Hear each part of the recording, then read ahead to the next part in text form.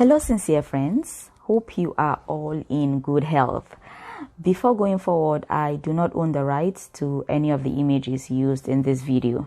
So today I will be sharing with you 3 things you need to know or plan for before leaving Nigeria and traveling abroad. Abroad could be the US, Canada, Europe, to stay with family, friends, relatives, acquaintances you may know. Now, I am a Nigerian and I've been living in the US for quite a while in the St. Louis area. So some of these things I will be discussing, of course, they are from experience. So if this is something you are interested in, please sit back and enjoy. So without further ado, let's dive right into the video.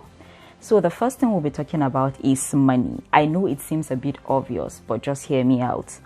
So cash on hand and accessible funds. So you need to have sufficient funds. Sometimes what you hear before coming and what you see on ground after arriving is not the same. We all know this type of situations.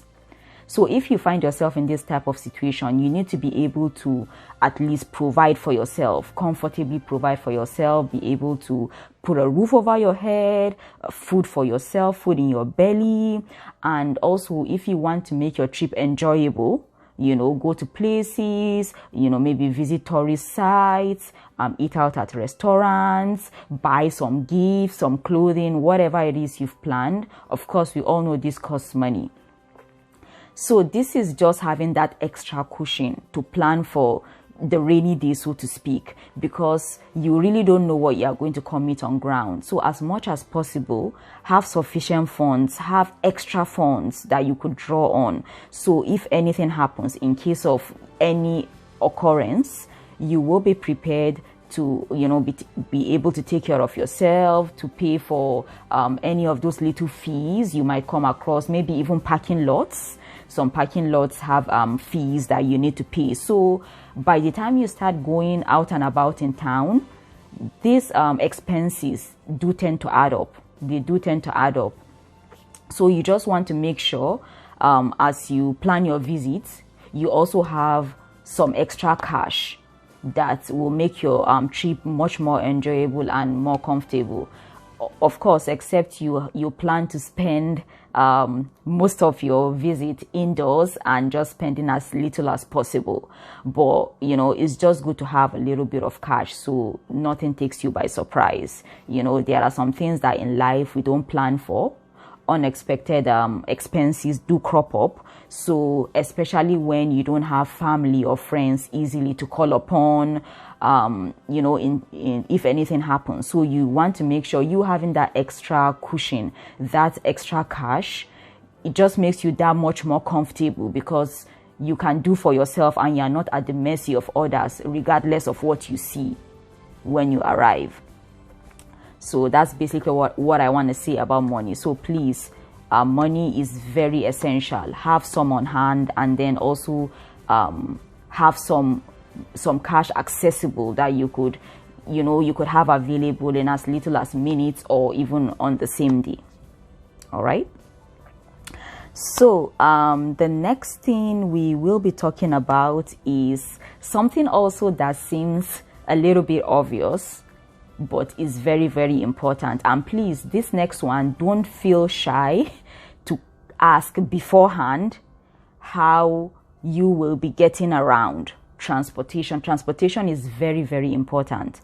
Now remember, over here there are no kekes, so you probably have this image that your hosts would have time to drive you around, like, okay, we'll go here, we'll go there, but what if your host is unable to take off work for the duration of your visit, or not take off work at all, and then you are just stranded at home?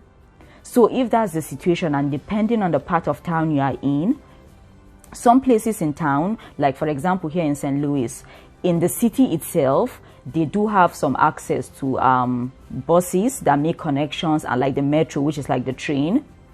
But apart from that, when you move further west, like to the St. Charles area, there's really no public transportation. So you want to make sure you know what transportation is available and accessible to you. Is your host going to be able to drive you around? Would they be available? Would they have the time? What do you have planned?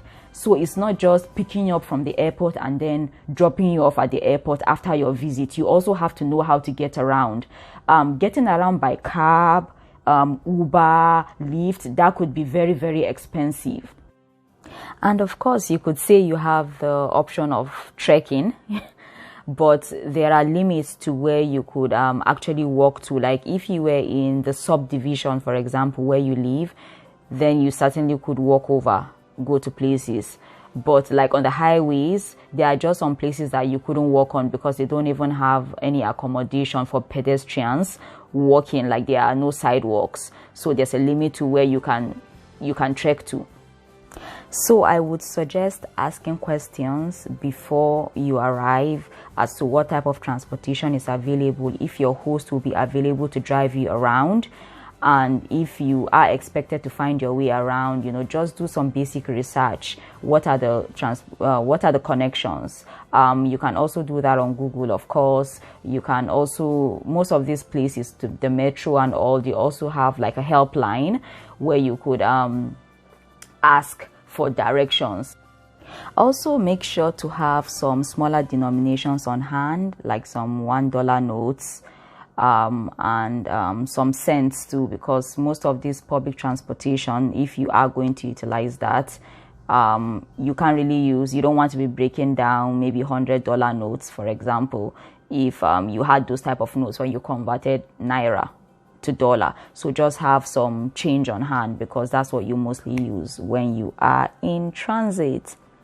So on to the next, weather.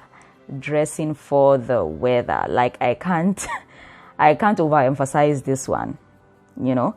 It does get cold over here. It does get cold.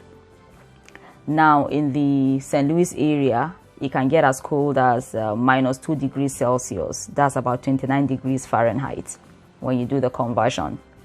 So all these no shaking, nothing do me, my brother, forget that one. As in, get your winter jacket, get your insulated boots, get your gloves, get your head warmer, your scarf, all these things that you tie around your neck, because the cold no be here. Like you really need to bundle up, especially if you plan on going outside. Even within the house, you need to have the heat on because it's cold inside. Then talk more of when you're going out.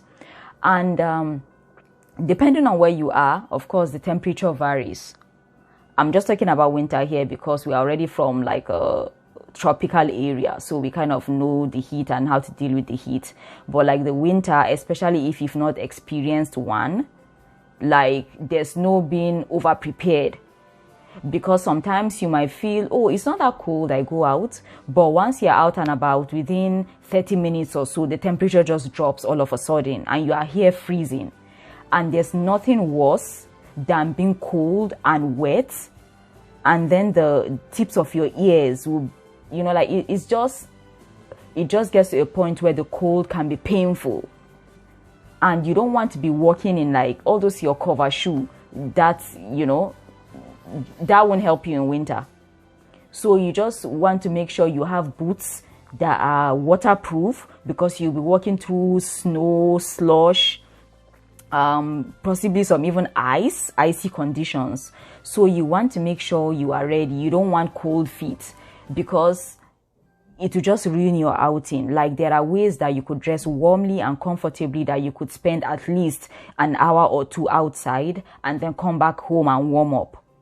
But once you are cold, it's just going to ruin it. Like there's nothing like cold to just make you so uncomfortable and then basically in pain, and you don't want to risk frostbite, any aching joints, especially if you already had like maybe arthritis, for example. So please, you want to make sure you do have warm clothing, dress appropriately.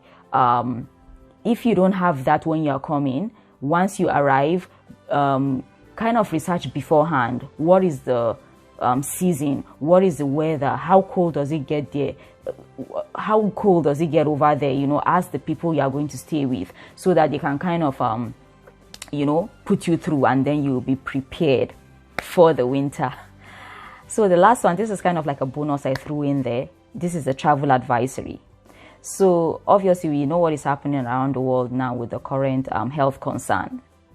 Simply put, know where you are going and the requirements for entry and exit. So with this, we come to the end of this video. I did get a bit impassioned talking about all this, but I do this for you so you won't be caught unawares. Now, if you enjoy this content and you want more of that, please let me know in the comment section below and leave any suggestions on what Nigerian living abroad related content you would want to watch.